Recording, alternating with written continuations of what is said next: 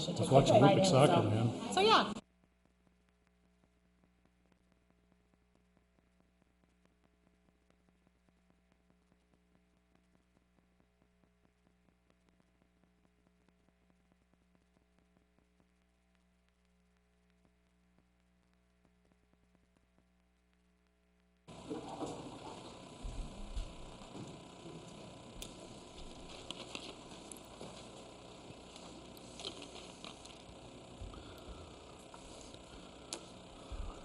Welcome to the Iowa City School Board meeting on Tuesday, August 9th. My name is Chris Lynch. I call this meeting to order.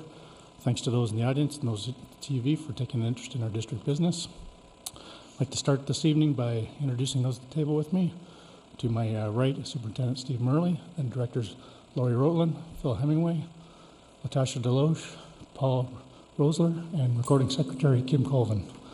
Brian and Chris will be absent tonight. The public is reminded if they wish to speak, they need to complete a speaker form found at the table in the lobby and turn it in. During community comment, persons may speak to the board about topics relevant to the district. All community comment directed at non-agenda and agenda items shall take place at the beginning of the meeting during the community comment section of the agenda. And with that, the first item on the agenda tonight is the ICA update. Brady.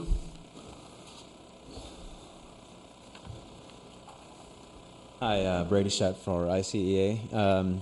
President Lynch, Superintendent Murley, directors. Thank you for having us in the summertime. I think everyone in the teaching profession is getting excited about the students coming back, and I'd like to just, of course, thank, as we go back into our buildings, we see the amazing work that our custodial staff does over the summer. I think sometimes that they're pretty excited to have us out of the buildings, actually, so they can do some work. And I'd have to say, Dwayne and his folks, he's concurring that they're excited to have us out. But Dwayne and his folks do a fantastic job, and they put in tremendous hours, and they're very, very skilled. So we really appreciate them. I want to recognize them for that. We had a Google Summit. I wish Matt was here tonight. I know he's not, but Matt Degner put on a Google Summit last Monday on the 1st of August. It was fantastic. We had over 200 teachers and staff members and administrators from Iowa City attend, and everyone walked away really, really excited about the possibilities of infusing technologies and platforms like Google into their classrooms.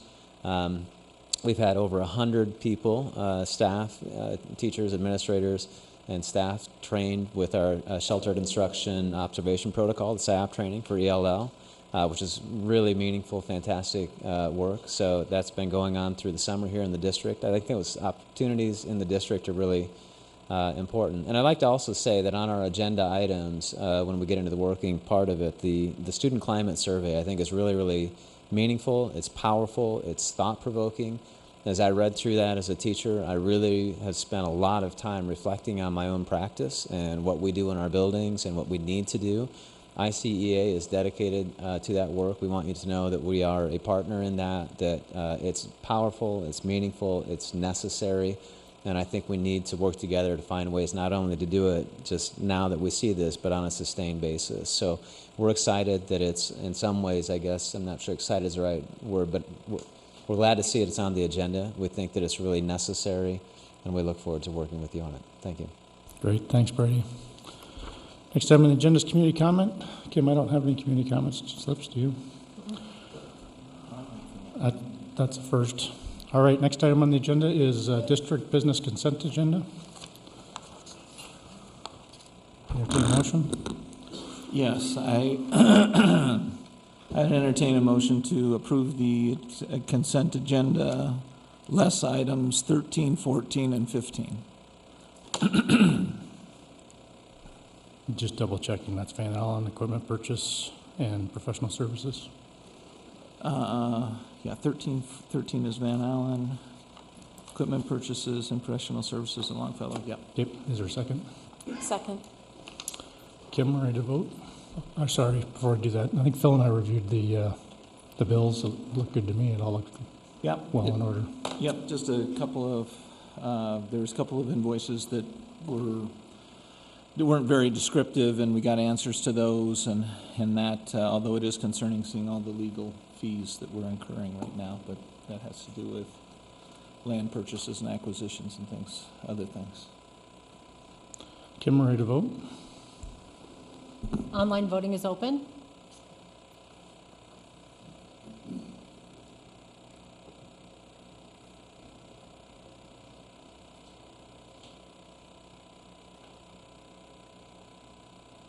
Lori, did you vote? Yours hasn't registered. It's just, thank Wait, you. how would you like to vote? Yay. Thank you. Oh, there it is. All votes have been cast, and the motion carries with all directors voting in favor. Thanks, Kim. The next item on the agenda is liaison reports. I attended MPO, and my notes are in the packet. Tasha, I think you had Equity and Coalition for Racial Justice. Yeah, it was just an update because, well, we're going to have some of the climate survey, so some of that was discussed at the Equity Committee, and just looking at, what can we do as an Equity Committee to continue to work on some of these issues. I started looking a little bit in some discipline things and other equity issues, so I thought that was important to bring up, as well as Brian and I went to the Black Voices Project, which is part of the Coalition for Racial Justice, and interesting discussion about boundaries among people of color, specifically in that room, about the need for diversity in our community and its importance, and et cetera. And so I was really glad to be a part of that conversation about, their voices and their thoughts about what we're doing here. So continue to attend those and report back. All right, anything else for tonight? And the next item on the agenda is the Student Climate Survey. Kingsley?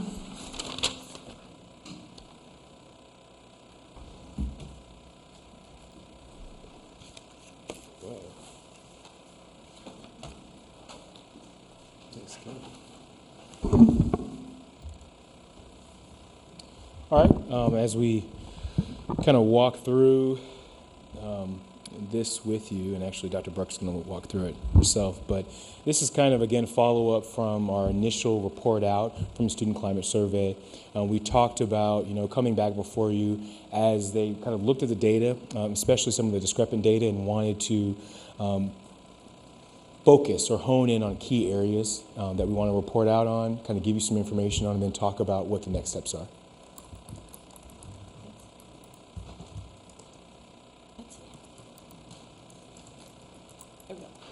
All right, thank you very much for the opportunity to talk to you guys today.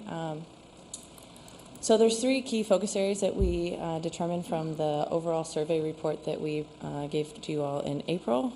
Each of the briefs in front of you refer to each of these three areas. So one is on teacher and mentor relationships, one is on inclusive school environments, and one's on the disciplinary environment. So that's what the three briefs are in front of you. Within each of the briefs, there are 4 sections. So the first is a scan of the research literature, academic sort of education policy research literature on why is this particular aspect of student experience important for student achievement and overall well-being. So in case you need some additional understanding as to why we would even be talking about this type of school experience, this is kind of where you would look for that kind of information. The second is drawing on the survey that we did in your district, saying what is the extent of this problem or issue in your district. So these are findings, key findings taken from the survey that we did in the district in February. That's the second part of the report. The third is we did another scan of the intervention or education policy literature to look at what are the different kinds of things that other districts in the country have been doing to address exactly these issues, because this district is not alone in many of the issues that it's trying to deal with and address. And so there's quite an extensive literature that looks at what are the different strategies for interventions and policies and programs that you can have if you want to go about trying to do something to address each of these issues. So that's the third section. Particularly pulling out the strategies that have shown research effectiveness. So there's lots of strategies that are out there and lots of people that shop different products. All of them have not been shown to actually be effective. And so that's one of the benefits of looking at the research literature, is that they're independent scholars actually telling you what works and what doesn't work. And the fourth piece is some preliminary recommendations, drawing on both what's been shown to be effective in other districts and trying to say specifically about the things in the key findings, sort of putting the key findings in your district and the strategies that work in other districts together to say these are things you might consider doing to address the issues. So those are the 4 aspects of each of the briefs. Given that I have limited time and you have the briefs, I'm just going to focus on 2 pieces of each of the 3 briefs. The first is what are the key findings that motivate the brief, and the second is I'm just going to say one of the recommendations in each brief. So each brief has several recommendations. And so I'm just going to say one today from each. So I'm going to start with the teacher and mentor relationships one. So this is, I think most of you remember that we did this survey, and in the survey we asked lots and lots of questions. Some of the questions we put together to make composites or sort of summary measures for things like teacher encouragement. So this is a composite of a couple of different things that are basically about, do your teachers encourage you? I'm going to show you a number of tables that look like this. So I'll just describe what it looks like or what it says. The first column is overall. So this is all the students, the 6th, 8th, and 11th graders that filled out the survey. This says, the first box there says 90% of your students overall say that teachers encourage them. And then each of the next 3 boxes looks at race, gender, and socioeconomic disparities, pulling out in the race box the 3 largest racial groups in the district, white, black, and Latino. Then gender is male, female, and socioeconomic status is based on parents' education. So there's low, medium, and high parent education, basically. And the bold refers to the group that has the worst experience. Usually that's the lowest number because most of the items are positive. The shading refers to how large is the disparity between social groups. So the light yellow that you might not see all that well, but the light yellow means that there's a discrepancy or a disparity, a difference of at least 5 percentage points between one of the groups and the others in that box, so like a racial disparity. The dark yellow, the bright yellow, means that there's an even larger. So the light yellow we refer to as a moderate racial or socioeconomic or gender disparity, so it's 5 percentage points is moderate. A 10 percentage point or larger we consider large, and so that's the bright yellow. So those are it's kind of the bright yellows to draw your attention to the fact that those are the worst sort of disparities that you have. So the key findings from this table, this is looking at student-teacher relationships. I'm going to show you another one on teacher-mentor relationships. This, if you want to summarize what you see here, you would say there are moderate or large socioeconomic status and racial differences in almost every aspect of student-teacher relationships. So you see that because of the shading all the way down the column for both socioeconomic status and race. And you'll notice that blacks and low SES students have the worst experiences, so they're the lowest in each of these experiences. And you can sort of read what each of these are. These are all different aspects of teacher relationship. Then moving to student-mentor relationships, I'm going to read across the rows instead of down the columns. So the first one, overall 89% of the students in the district say they have a mentor. That's high and great. And there's not very many disparities or large or moderate disparities in that. What I would draw your attention to in terms of disparities is looking at the mentor being a teacher as opposed to a different type of adult in the school. And this is where we start to see disparities by race, class, and gender, or socioeconomic status and gender. And then we also see pretty large disparities in race matching and gender matching. Gender matching where males are much less likely to have a male mentor, and race matching where Latinos and blacks are very unlikely to have a race-matched mentor. So the one recommendation that I would share with you today is that, so given that you guys have a very high overall rate of mentorship, there's not necessarily a need to implement an overall mentorship program because you all are doing a great job at mentoring most students. But one of the key findings that I just sort of shared with you was that there are discrepancies or disparities in the fact that race and low socioeconomic status students are less likely to have a mentor that's a teacher. And the research literature tells us that having mentors that are teachers have particular benefits that other types of mentors can't have or don't tend to have. And so that's a key area that you might want to focus on. And so there are a number of policies and programs that are out there to try to incentivize teachers and sort of inform teachers about the benefits of making sure that they're mentoring and reaching out to students of all social backgrounds. All right, moving on to the second key focus area, which is inclusive school environments. Again, I'll show you a couple of key findings from the report. So I'm going to show you 2 tables that look like this. This one is about school climate. So this is general experiences in the school environment. The second one I'm going to show you is experiences students have in classrooms. So this is general, the other one's more specific. These are things like having a positive sense of belonging, feeling like you're treated fairly, treating them as if they think they're smart or not smart, if they're dishonest, if you're better than them, criticized for the way they speak, etc. Again, what you'll see here is rather large racial disparities on almost every aspect of the school climate, and also large and moderate on all of the socioeconomic status ones. And so, the key finding here is that there are the number of boxes here that are shaded is a not very good sign. This means that you have disparities across most of these, or many of them, especially across race and socioeconomic status. This is for inclusive classrooms, and you see a similar trend here, or a similar pattern, where both by race and socioeconomic status, you see large and moderate differences or disparities across all the experiences. And these are things like, do you feel valued in the classroom? Do you have opportunities to talk about race and gender? Are you able to share your own views in class because of your race or gender? Or do you feel inhibited from doing that?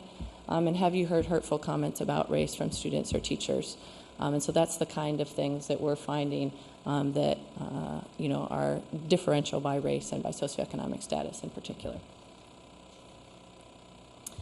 So the selected recommendation that I pulled out of the report for this one is because there are so many, it's sort of an extensive pattern of racial and socioeconomic status disparities across so many of the aspects of inclusive environments and classrooms. One of the strategies that many districts have tried in the last 10 years or so are what are called social psychological interventions. There's a wide set of them. It just means that it's something that deals with the mindset or sort of social cognitive processes that are going on in the students' minds. And there are a number of them that are targeted at marginalized students, so people that have, are racial minorities, low socioeconomic status, and like gender for things like math and science, that have been shown to be very effective at both raising achievement levels of the lower performing students while not doing anything damaging to high achieving students. And so this is the way that the gaps are sort of reduced through these interventions. I'm happy to talk about some of the ones that are promising that have been done in other districts like your district. One of the ones that I have been involved in was in the Madison School District that was an intervention looking at trying to improve the sense of social well-being among students and also to increase their self-concept or self-affirm them in the classroom. And it was shown to be effective amongst schools that have the largest achievement gaps and have the lowest number of racial minorities. So that's something to consider. The last key focus area is disciplinary environment. So I'll show you two sets of key findings again. This one is on disciplinary equity. The other one will be on strictness and consistency. So equity, consistency, and strictness are generally considered positive attributes of disciplinary climate. So the first one here on disciplinary equity, I'll draw your attention to two things. First, in the overall, the district average column, you'll notice that in most of the things I've been showing you so far, almost all of them are over 50%, but here we see one that is less than 50%, so only 36% of your students are saying that all students are rewarded for a good job. So that's relatively low. The other thing I would draw your attention to here is, again, the shading in the race disparity column, which implies that across all of the disciplinary equity measures, there's a moderate racial disparity. The next one is on disciplinary strictness and consistency. So here again, there's one item or one aspect of this type of the environment that less than 50% of your students are reporting as a positive thing. So it's that students are punished too much for minor things. So that's 45%. You can think about whether or not you think that's a good or a bad thing. People do have differing opinions as to students thinking that things are strict or too strict.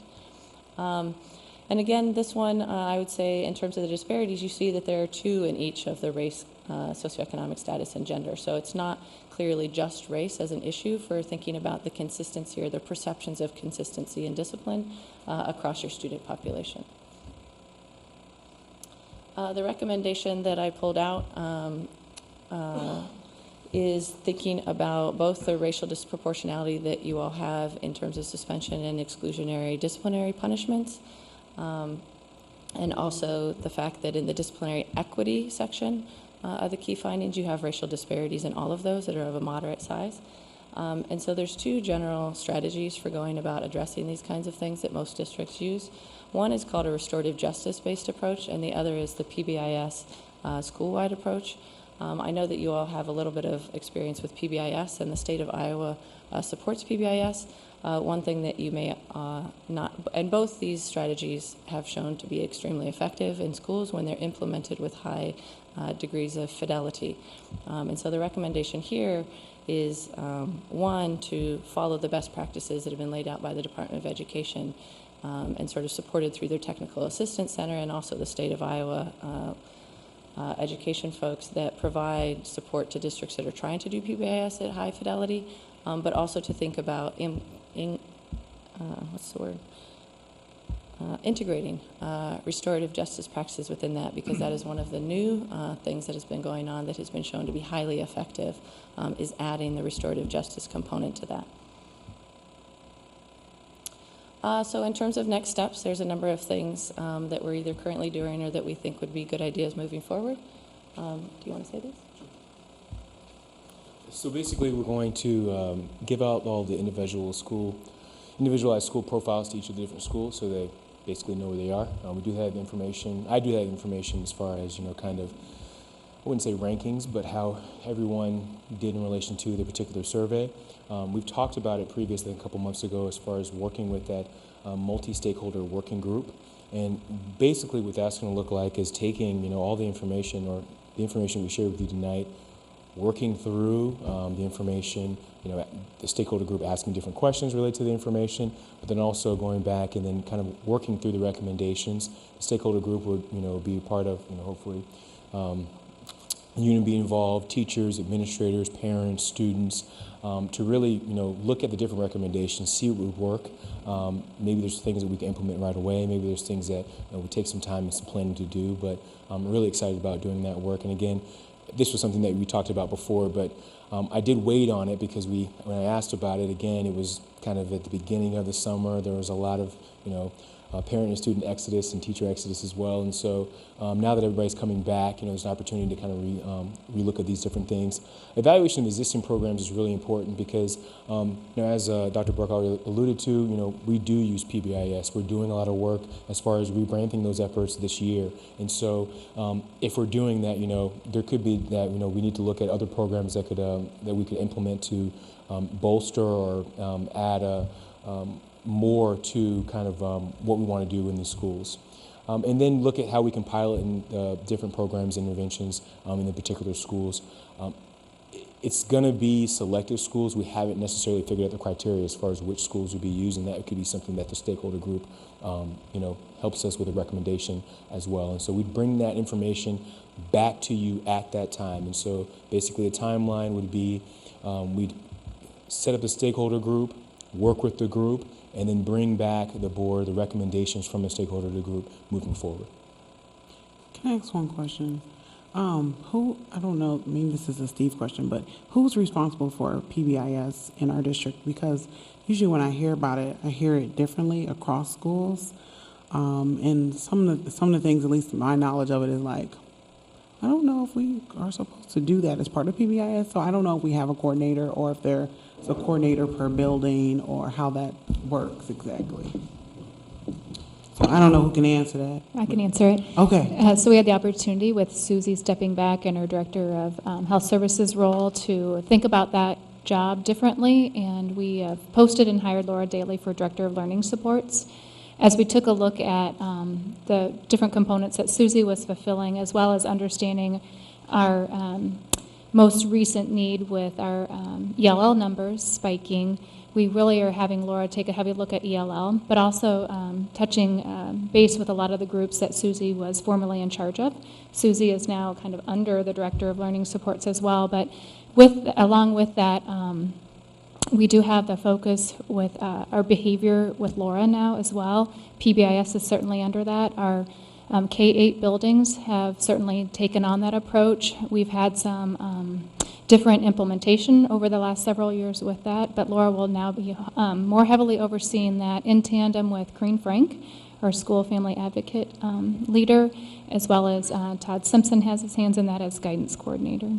Okay, because if that's something that we're already doing, but we're not doing it quite consistently, then I think our data kind of speaks to that. And so that would be really something great to follow up on, how we are kind of pulling that together and going back to the fidelity of the model. Because as a person who does programs with models, if you change one little thing, it really can change the entire impact that that model was supposed to have. So Sure. The DE is working closely with the AEAs also to roll out PBIS, and Tammy Beener is really our lead that we connect with at the AEA. They have set up several trainings that are differentiated based on your level of need or understanding. We've got some buildings that went through the training several years ago that are kind of going back through the whole process again. We've got others that recognize they're in pretty good shape, so they need us. So we've got differentiated PD going. We've got better PD set up for PBIS this year than certainly we had last year, and so we're excited about that as well. do we have the funding to support that?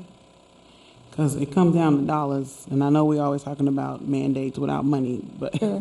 So we're using some different funding streams for that. Dropout prevention is one area that we can look at. Certainly our teacher quality dollars, Iowa Core, not so much Iowa Core, but teacher quality and dropout prevention.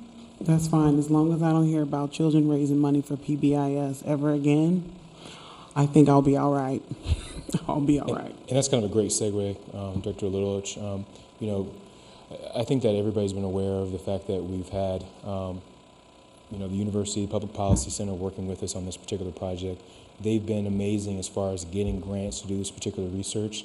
I'm excited to say we did get another $10,000. I say we, they, but I like to put my we, got another $10,000. Yeah, another $10,000 to do this type of work as well. And then we do have plans to, you know, especially as you're talking about implementing or piloting some of the different recommendations and the interventions, there's a possibility of getting an even larger grant that we can look towards. And so, again, you know, work on these partnerships has been great, and Dr. Bruck and the rest of her team have been outstanding as far as not only presenting this information, but, you know, literally walking me step by step through the process and how to do this work. And so it's been really good. So, go ahead, Phil. I just had one question on, because I don't know, could you briefly explain the restorative justice-based approach? Yeah, so the restorative justice-based approach is typically it's done at a school-wide thing. So PBIS you can either do as a targeted service or as a school-wide approach. Restorative justice you can only do as a school-wide thing.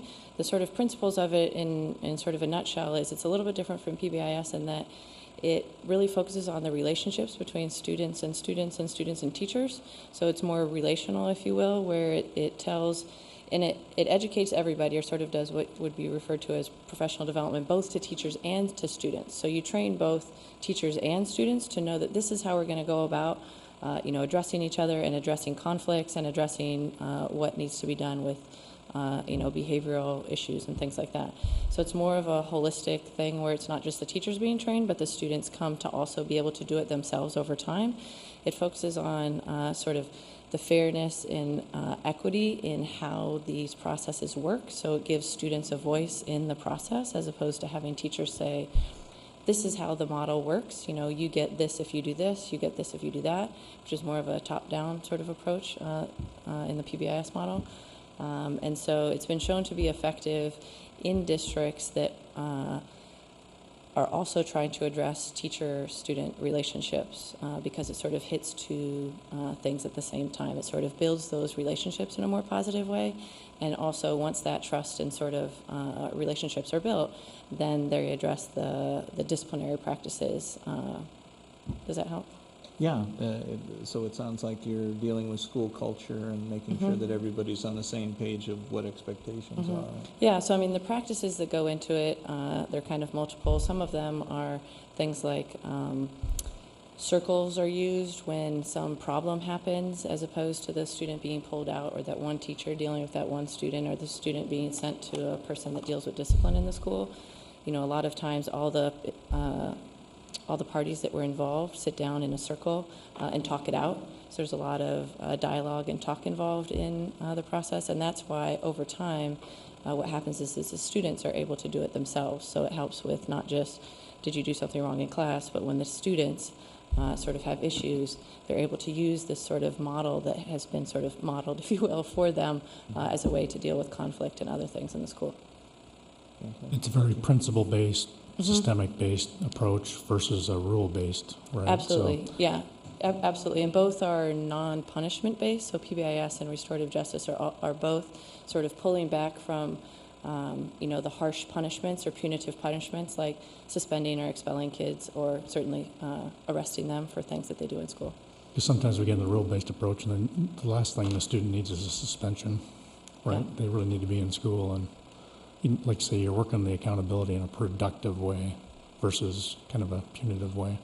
Yeah, yeah. We got sent a couple of good links on this. If you haven't seen them today, there's a couple of videos that I think really go through it very well. I will also note, I thank you for reminding me, each of these briefs has a supplemental appendix that is very lengthy. Oh, yeah, so you guys have access to them. The first 2 pages of each one is supplemental references, most of which are links to sort of information about each of the strategies and things like that. And then the next part of it, which ranges from like 10 to 25 pages, is an annotated bibliography. So if you read through some of the sections of the reviews of the research literature and you're curious about one of the citations or one of the approaches or findings or something, there's an annotated bibliography that you can just see like the abstract or sort of the summary of the thing, so you don't have to go and find the article or whatever. So, sir, I just wanted to say I thought these were really well done, and for the whole team. But and if you know me, you know I like the data and I like the recommendations, right? So, I mean, the data I thought was very clear, and it's our data, right? So, I thought the recommendations were very clear, and then you had all the research behind them. So I just wanted to say I think it was outstanding. Start with that. Thank you. Kingsley, I wonder, there's some interactions with our other action. So the strategic plan, we got some other things going on. When you talk about relationship and inclusiveness, I think the weighted resource model has a huge opportunity to help relationship and inclusiveness with our low socioeconomic classes. And I'm just wondering as we get into this, so I love the recommendation, let's go do it, but let's also think about, does cause and effect wise, what's the impact? And I know it's hard to tell these things, but it's got to be a benefit. And what's the cause and effect of the weighted resource model? Because having a smaller class for most of the at-risk groups we saw has to help. Yeah, I think that's a part of the evaluation piece. As we're looking at what we're currently doing, especially at the WRM, that's another way or another resource that we're using to address some of the disparities that we're seeing within different schools. We talk about restorative justice. Some of our schools have been doing some of the restorative justice practices. Kind of similar to the PBIS. It might be something that we need to go another round in. Or there's also been a lot of. I just recently came from a training, literally today, where they was talking about how restorative justice practices.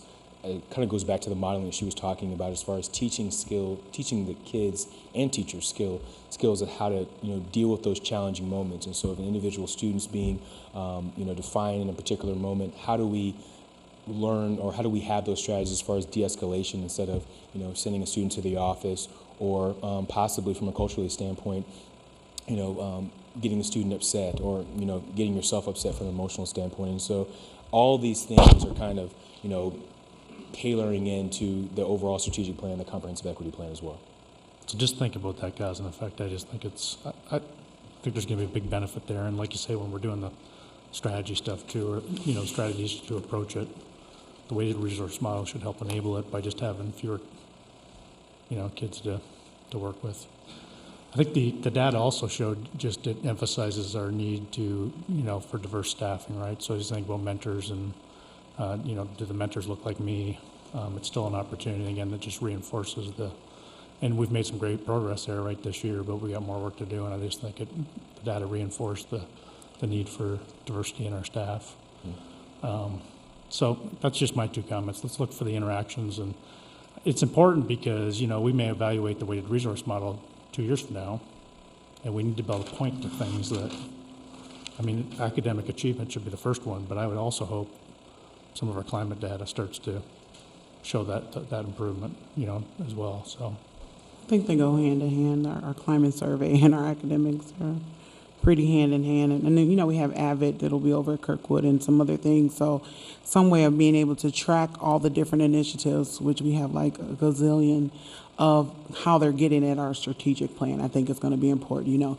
These 2,700 are for this strategic plan. I'm dramatic about it, but we do have a lot of different initiatives. It would be nice to be able to say, these efforts are going into strategic plan number 2, or you know what I mean? So with the AVID, with the resource out, and there may be other things that people are doing that are also speaking to this, that maybe we just don't know about it too, but, you know, trying to stay with that and trying to continue to move our district forward will be important. It's when you go back and go, yeah, this is working, and then we don't know all the pieces of how it worked, that's when it gets problematic. So being able to look at what we're implementing that is causing these positive changes, and we're doing a couple initiatives right now, but keep an eye on them could be really helpful in the future of how we change. What I like about the restorative justice piece is it's culturally responsive in some ways, which is something that we have to keep our eye on if we're trying to address a lot of these different strategies and, well, strategic plan 1, 2, and 3. One of the things that President Lynch had talked about before was, and it's one of the things that we learned during our culture training was, you know, making sure that we come back to the community when we've done something, kind of similar to what Director Deloach was talking about. And so I've set apart from the equity plan basically just another column where it says progress. And so, you know, obviously I'm coming to you with updates and recommendations and different things, but for the larger community, you know, they have that opportunity to look on the website and see kind of the progress that we're making in different areas. So it does come back and tie to those different things. And so I'll try to, you know, make that a little more robust to make sure addressing some of the concerns that you brought today. Is there anything you need from us? That's it. I have a question. Could you tell me what your targeted time frame is for these different steps? Yeah, and so really would like the team, or August, the end of August is where we're looking for, for the individual school profiles. The multi-stakeholder working group, I would say mid-September to end before Thanksgiving. I'd like to work quicker than that, but I don't want it to, you know, be over a long period of time. I want the work to be, you know, very efficient and diligent. And I think from that, the rest of the steps would be the evaluation of existing programs and the pilot programs. I'm not sure, you know, where that might go based on the recommendations. But I would say everything I'd come before you again in November. Okay. And so the multi-stakeholder groups will just meet a couple of times, just a few times, and then will you come back to them with your plan, or is Yeah, I mean, I assume that they would continue on with the entire process as somewhat of a checks and balance group from a community standpoint. But, you know, we've had some different models here with the IPM committee and some other things that, you know, I'm frankly going to use the same type of perspective and same type of model. So we could look for like the beginning of 2017 as a target for when some things might be implemented? Oh, for sure. possibly? I mean, like I said, some of the recommendations we may be able to do right away just because of some of the other things we're working on in the district and just highlighting those different things, or as Director Deloach talked about, maybe changing some of the models or tweaking some different things that we see from some of the recommendations that we get. But I would say definitely in 2017 there would be very constructive model or plan as far as how to address these different recommendations. Excellent, thank you. All right, Sarah and Kingsley, thank you very much. Brady said this at the start, but very exciting. So we're excited to see what's happening next. And I know a lot of our people in the district are excited about getting involved in it. So outstanding. All right, with that, the next item on the agenda is the quarterly report. Craig? We're pleased to submit to you our final report for fiscal year 2016. And we're ending our fiscal year in a pretty positive way.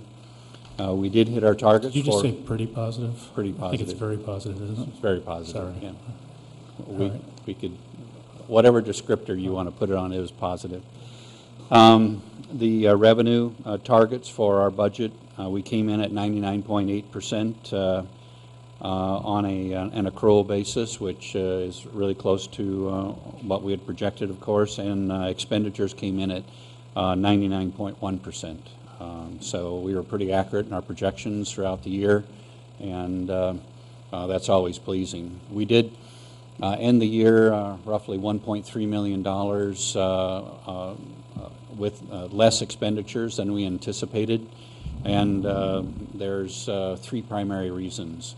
A third of that represents categorical money in the form of the TLC grant. We did purposefully carry over about $400,000 of categorical money In the TLC, since this is the first year of the program, we were a little bit hesitant to budget it all. Next year, we'll be budgeting a closer amount to the actual revenue and spending down this carryover to get that money out to the hands of our teachers. And so this is kind of a one-year thing, but just know that quite a bit of that balance that we didn't spend or anticipated to spend is in the form of categorical funds that we can only spend for that purpose. So it's not unassigned. Correct. So, yeah. The two other areas that we were very fortunate and wish I could take credit for, but just simply were environmental things. First of all, utilities. Utilities ended the year $400,000, a few less in cost than we had anticipated. That's simply due to the type of winter we had in general. The winter either makes or breaks us.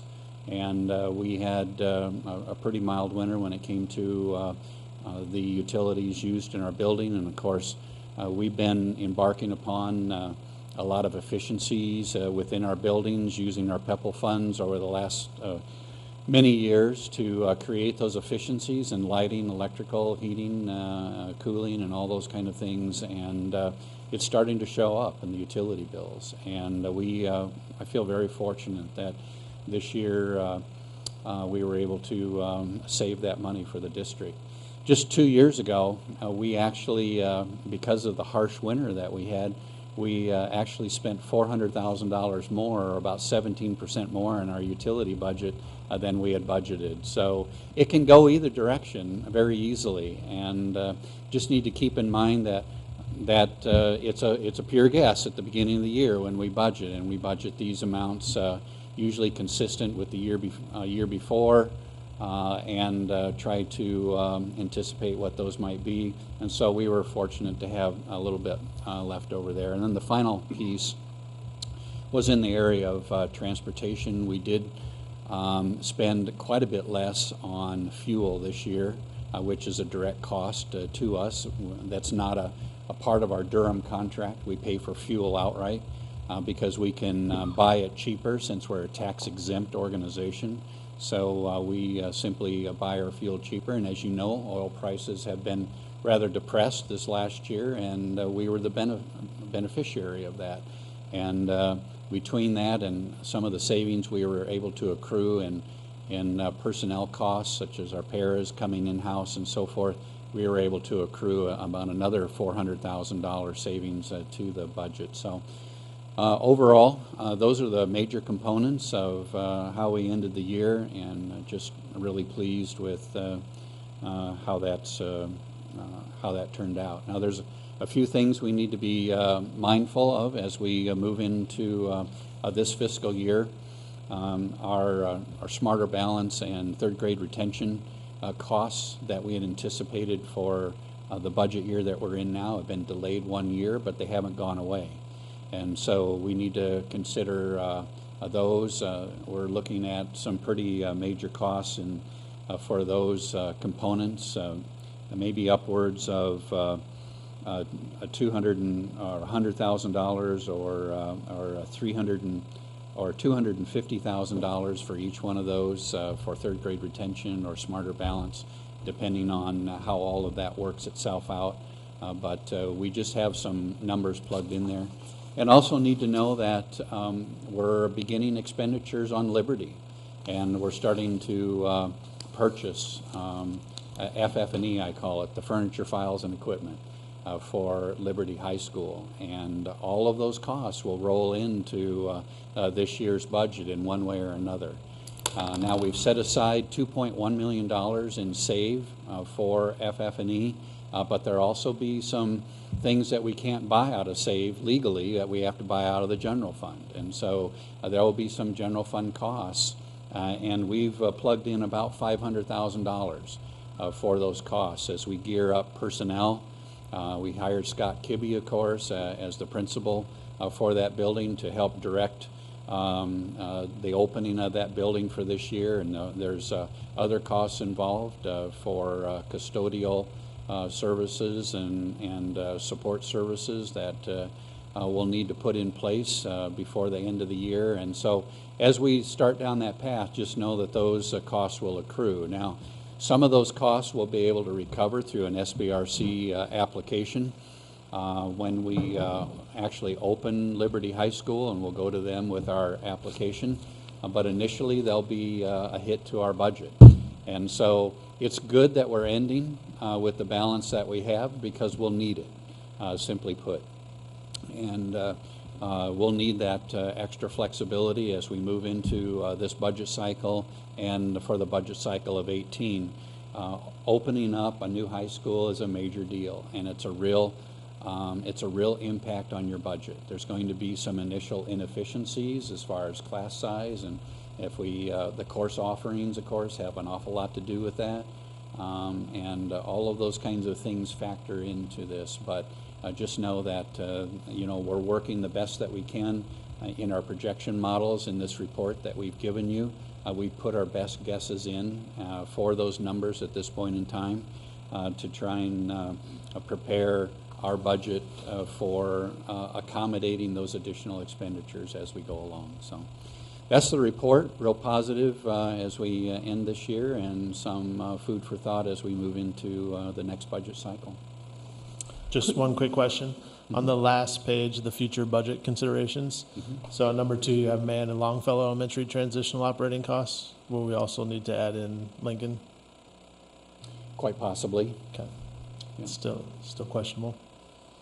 Yeah, all of those are fairly they're unknowns at this point in time.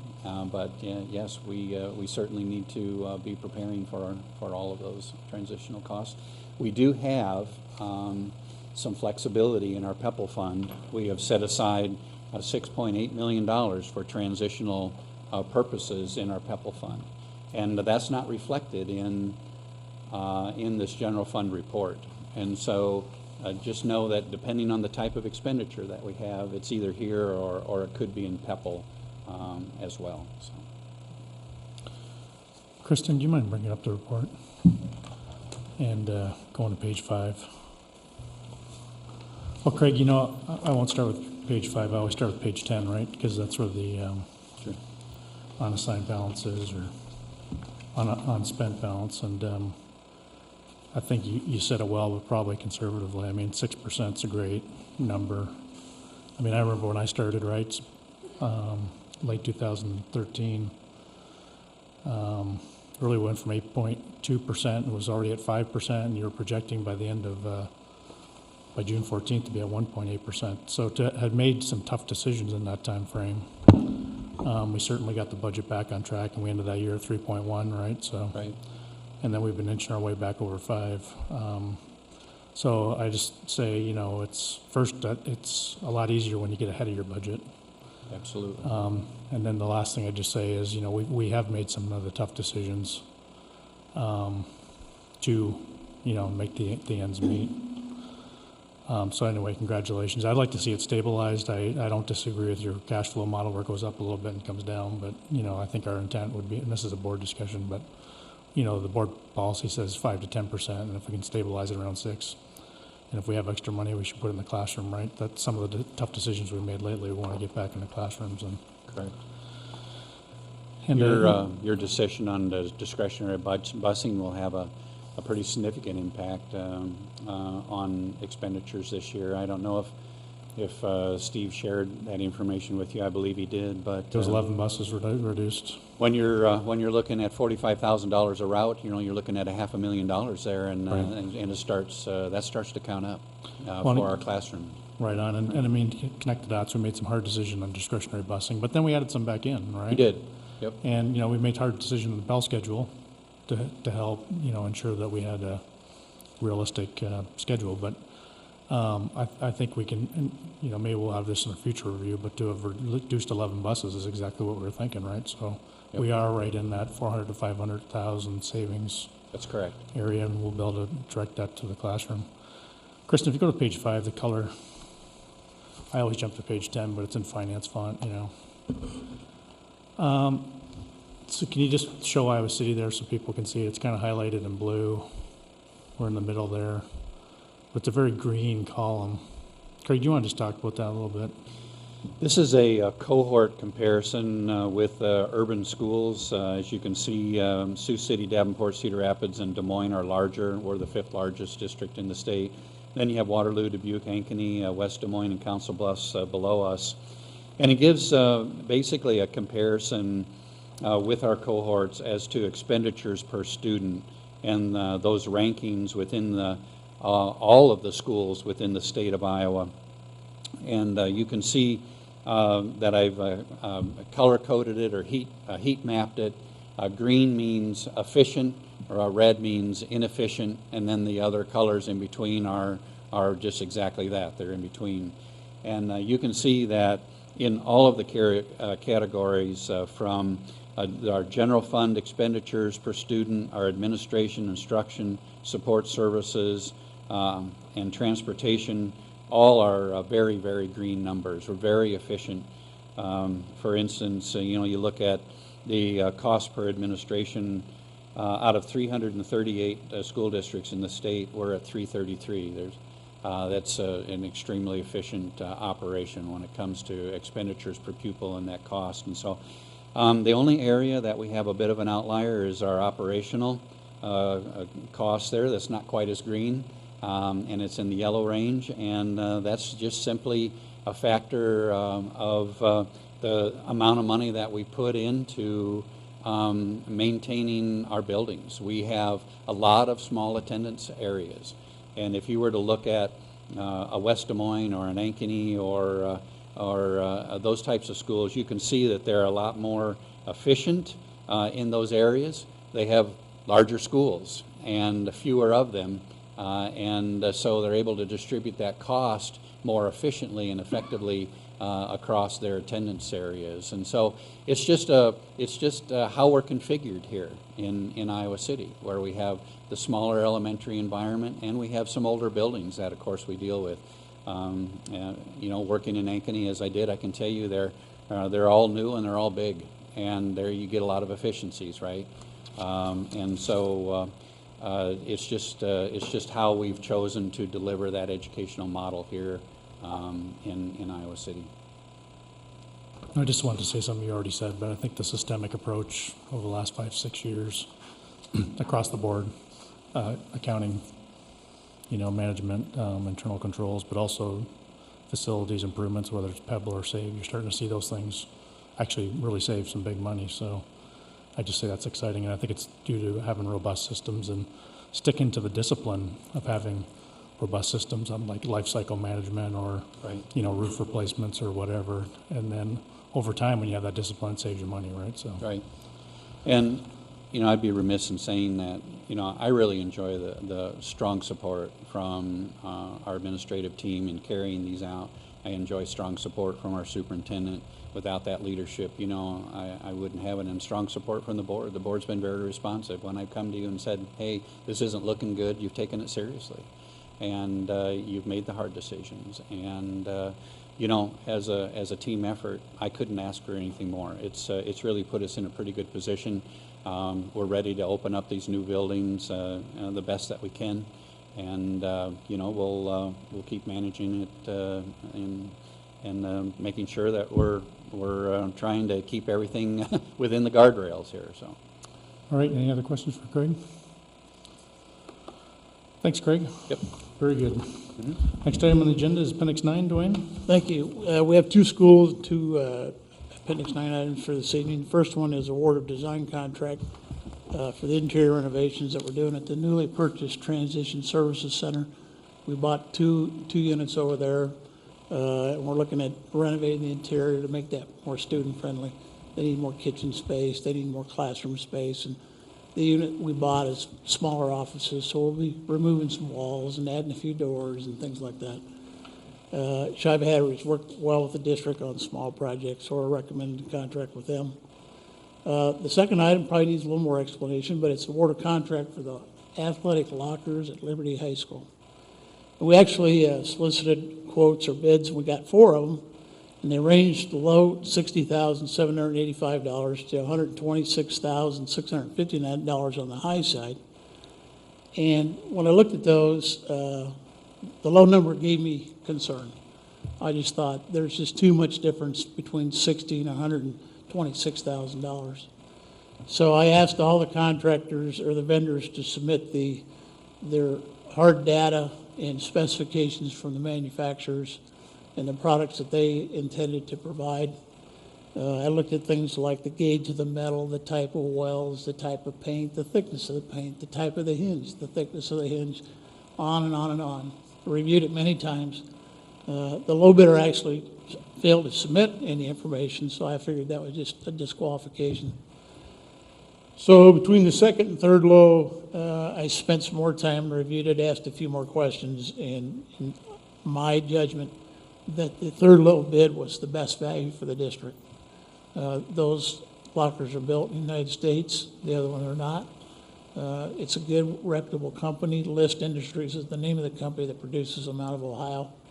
And after reviewing the information and asking a few more questions, it was my recommendation to award it to the third low, which is Iowa Direct, in the amount of $110,900. Great. With that, Any answer questions? your question. Dwayne? Entertain a motion?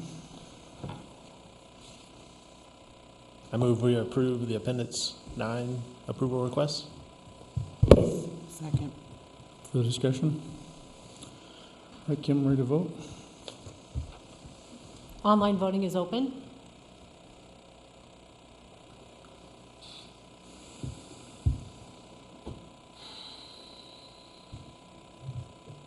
All votes have been cast and the motion carries with all directors voting in favor. Great, thanks, Dwayne. Next item is items withdrawn from consent. Number 13, Phil? 13. You want to go descending order? Yeah, the Van Allen project. This has been a problem since it was built, and is a problem for the generational buildings that were built in that period. Dwayne wasn't a part of it, but he inherited the mess, and I guess I always have trouble when we pay for other people's problems or other people's mistakes. And I know the explanation was made that this toweling agreement. Tolling. Yeah. I had to call my brother, the attorney, to get an explanation of it. But, you know, I understand that, you know, Dwayne thinks that we would incur substantial legal fees in this, but I think we've got a great case.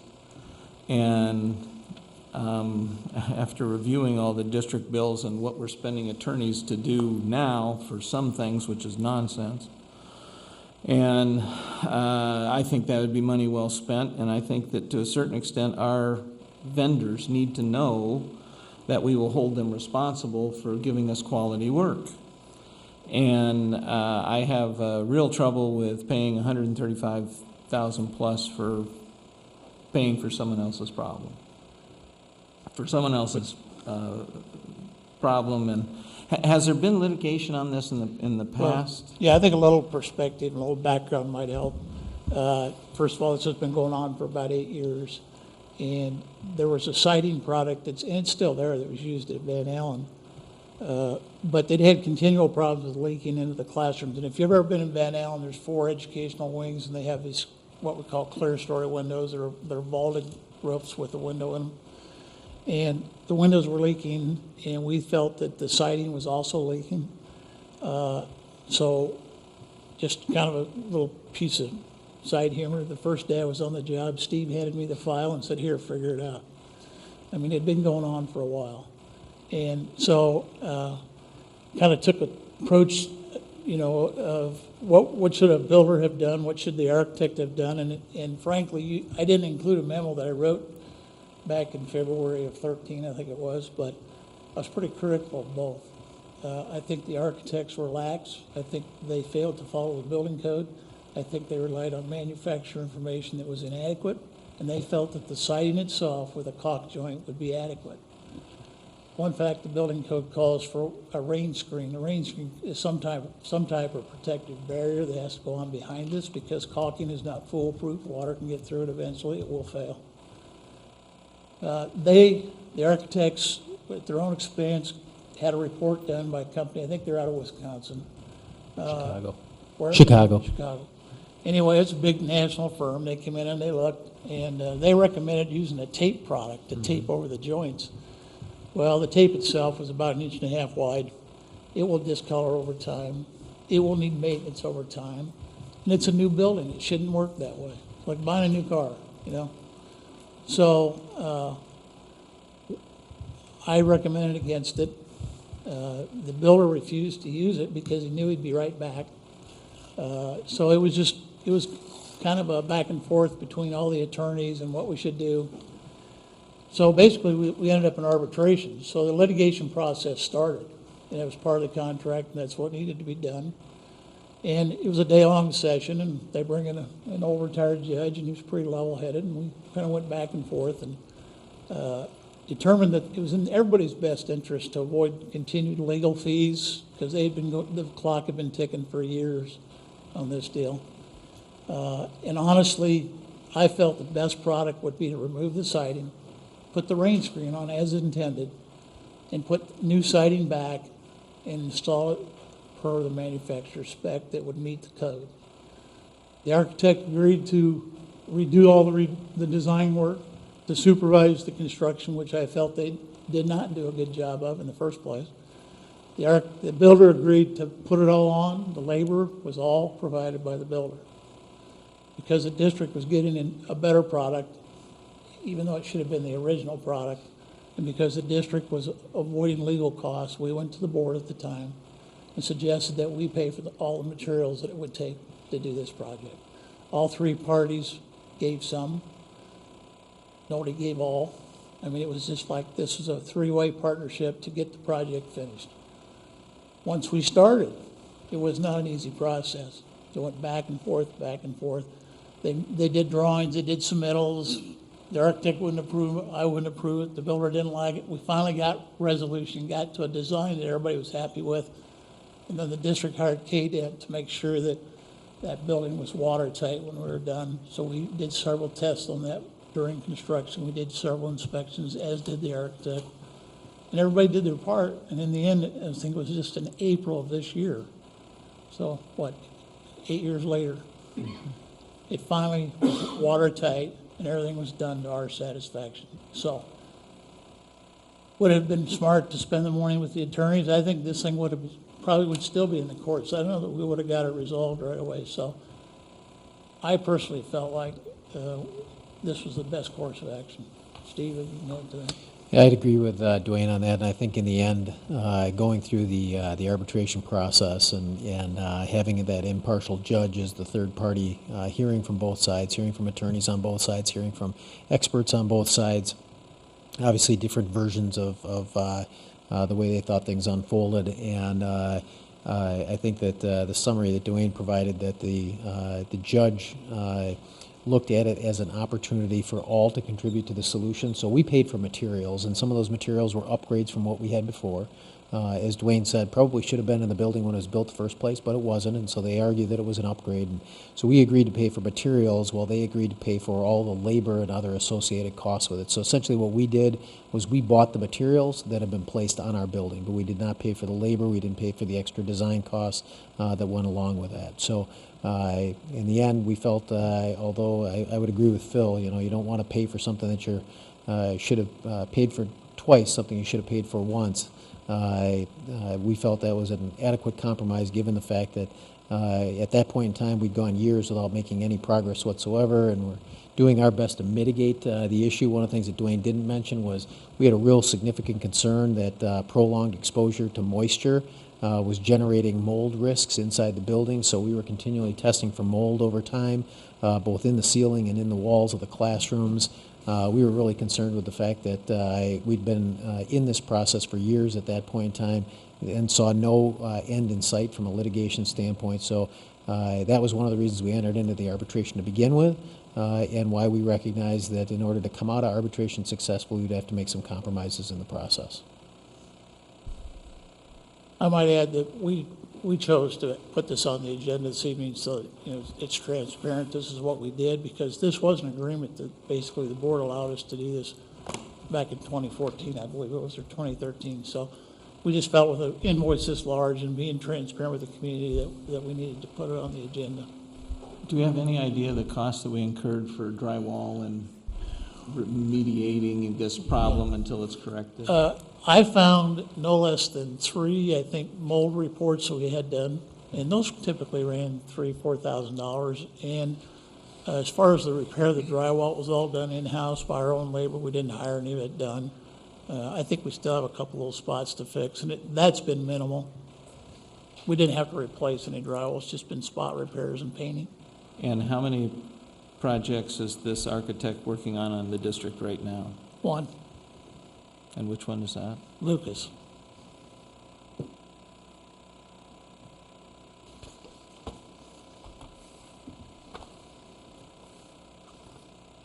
So I agree with Stephen, Dwayne. I think we need to, well, this is basically a done deal, right? We really need to approve it. We had a closed session on litigation, I think, like you say, in 2014, and there was alignment to proceed, and there's been accountability on all fronts. And again, the thing I'll say is this is why you do it right the first time. And sometimes we approve things like testing concrete or whatever, and that's why you do it. So you do it right the first time.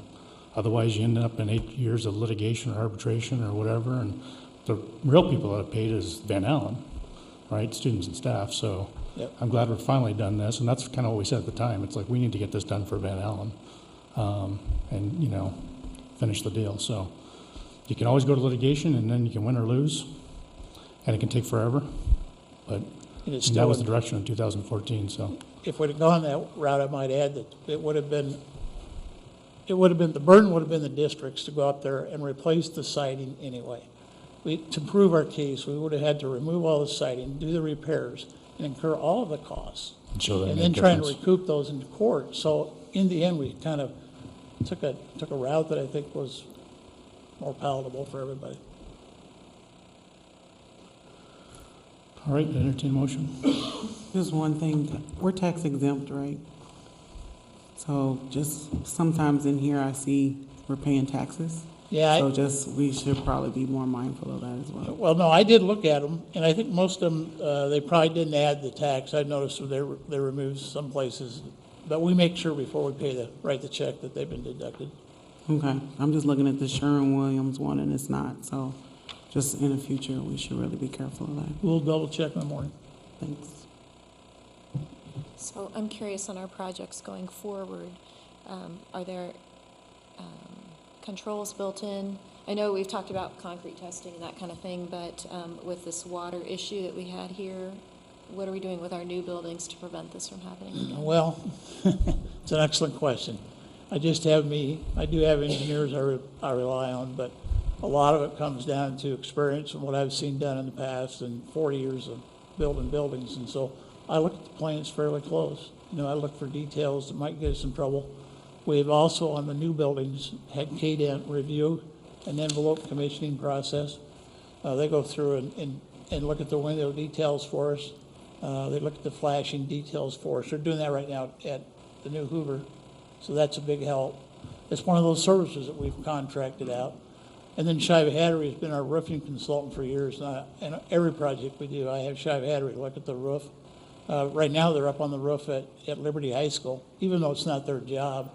It's SVPA's. I've asked Shiva Hattery to step in and do those reviews through the process and also before we start and then when we finish. So with those consultants and some experience, I think we're fairly well protected. And so it's a safe assumption that that was not done with Van Allen's plan. I know that was before you came, and that it sounds like this was part of the architect's design that this leak occurred. There'd be some dispute on that, and Yeah. that was part of the problem. Is it the actual windows themselves? Was it the design of the windows? Was it the installation of the windows? And that's where we really got hung up in the end. But to your point, no, we didn't do the kind of commissioning that we do now, nor did we have the independent third-party analysis that comes in and takes a look at the process while it's under construction. As Dwayne used the term before, checks and balances. It's not that we don't trust SVPA. We went through a rigorous process to select them as the architect, but when we want someone to check their work, we would prefer to have someone other than SVPA check their work. Well, we're doing that with all the architects. Even with New and Monson, we've had to do it a couple of times, and so it's a good process. It's a good insurance policy to have outside entities representing us. And it's in the past, I think the building program here wasn't in full gear like it is now, and I think it was more sporadic. Now it's really, it's an everyday thing here now. So, Thank you. I have to entertain a motion. I move we approve consent agenda item number 13. Is there a second? Second. Kim, ready to vote? Online voting is open.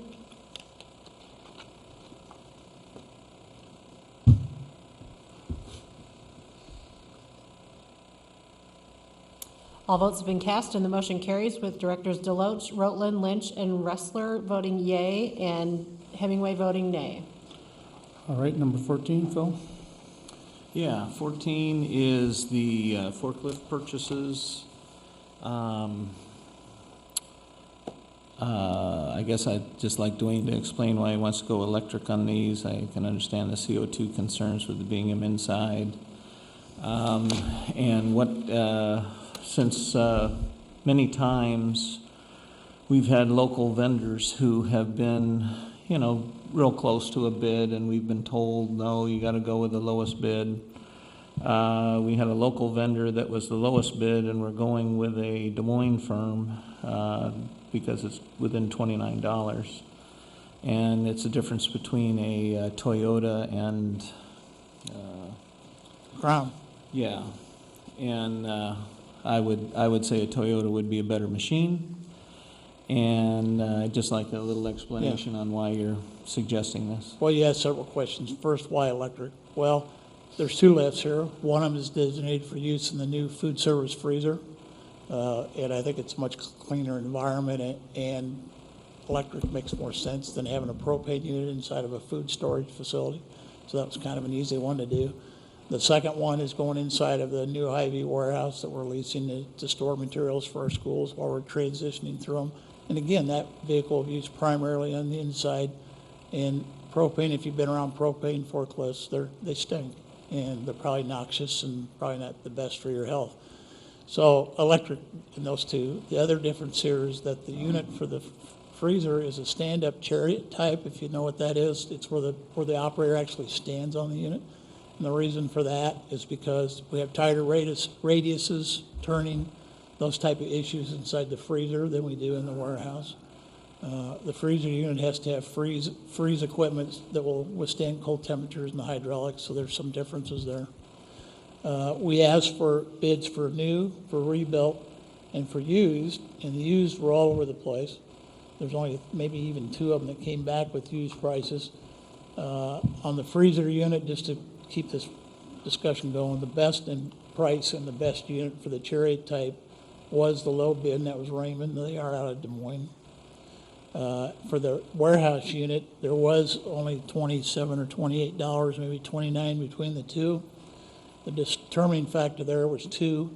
One, we looked at the warranties, and the warranty on the Crown was better than the warranty on the Toyota. And two, the service has been superior. We've used Crown on the forklift that we own. They were very responsive, and our head mechanic feels that they're a much easier company to deal with. Have you had any dealings with HUP? I personally no. Okay. And what's the labor rate for Crown? Didn't tell you. Okay. I spoke with somebody who deals with both, and they were saying that HUP had a lower service rate.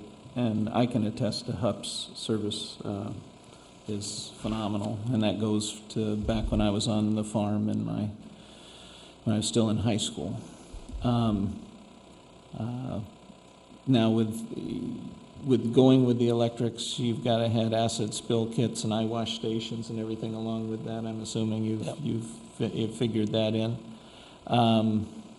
Yeah, like I say, I have trouble when we're you know, we get all these Des Moines firms coming through here, and we've got a very reputable local firm, and I consider Cedar Rapids local. Maybe it's just the way I am. But, and I think Toyota's a much better product. Yeah, I think the forklift division is probably different than the vehicle division, though, Phil. No, Dwayne, I'm not going to fence with you, but I've worked on forklifts, many different types, none this new. Yeah. But I can say that a Cat or a Mitsubishi or a Toyota are very good machines. Yeah, just to point out the one point that really helped us make the recommendation was it is definitely a 1-year warranty on the Crown, and on the the Toyota, the warranty was based on, let's see if I can find it real quick, 2,000 hours or 12 months, whichever occurred first. So it was a little bit different. The other one was 12 months. Irrespective of the hours, I believe. So that was a difference. That was worth well more than $29, if you ask me. All right. But it's your prerogative. Entertain a motion. Entertain a motion to approve consent agenda 14. Is there a second? Second. Okay, I'm ready to vote. Online voting is open.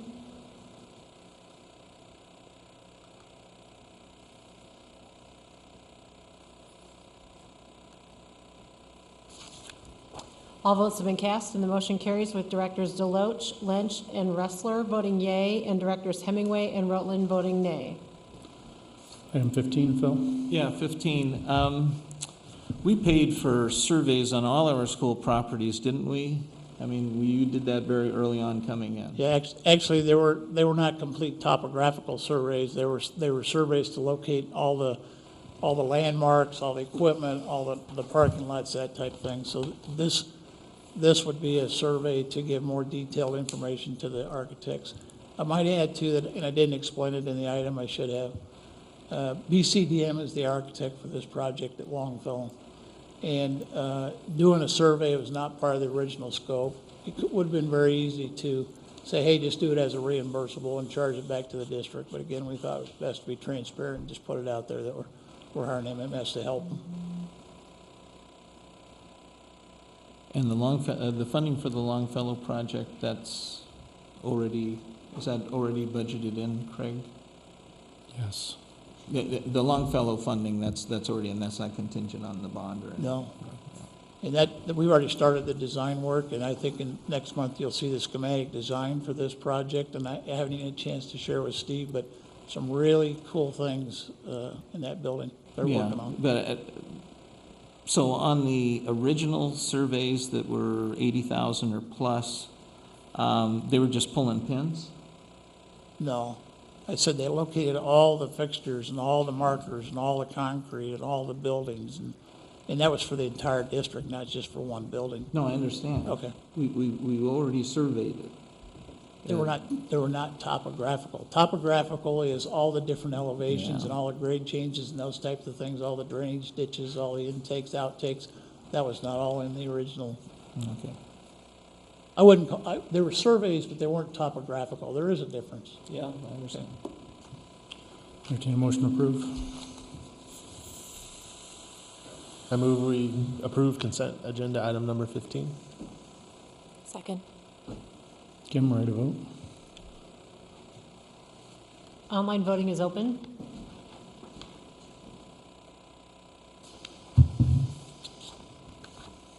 All votes have been cast, and the motion carries with all directors voting in favor. All right, agenda setting is next. 23rd board meeting.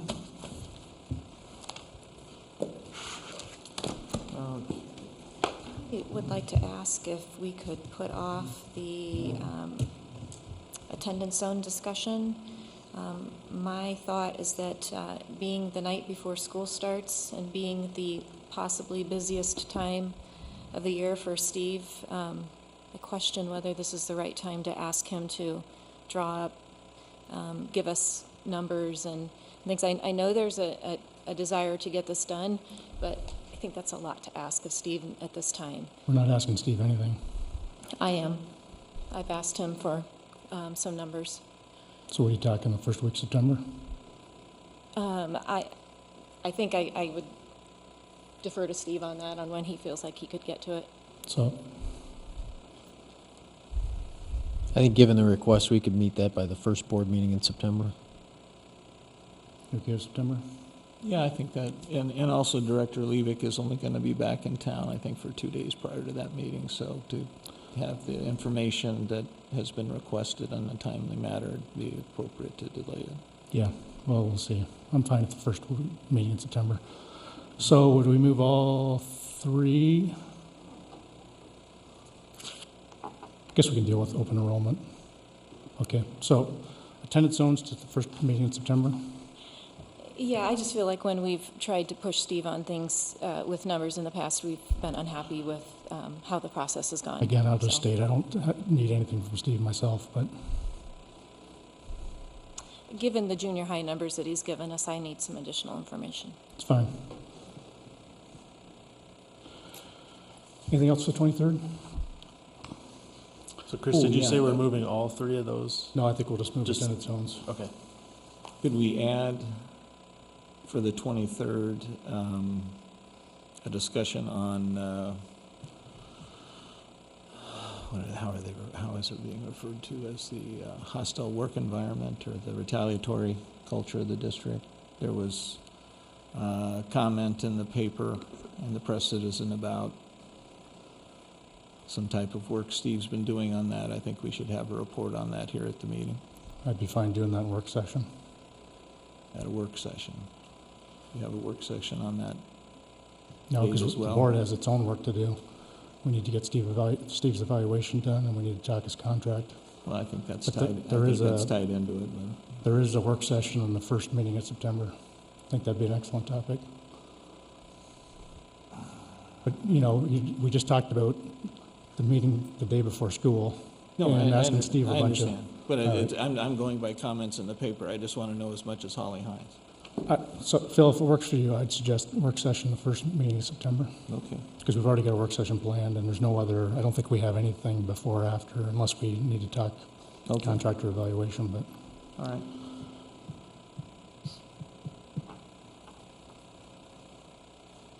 just make a note of that.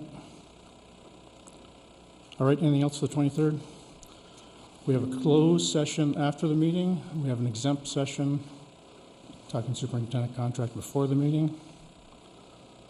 And then there's a draft agenda for the retreat. And we can talk to the retreat one more time. I'm working with Harry Higginthal again. He's going to come and join us, so we're working. Those first two items might be similar. We may do some team building and board goal building at the same time. We'll figure that out. I think there's been a desire to talk board meetings, committees. Succession planning is just looking at the future, and then board norms is just revisiting board norms. So I think it would look a lot like the last one, except we may modify a few things based on Harry's suggestion. But anything else on the agenda setting? With that, entertain a motion to adjourn. So moved. Is there a second? Okay. All in favor, say aye. Aye. Aye. Any opposed? This meeting's adjourned. Thank you.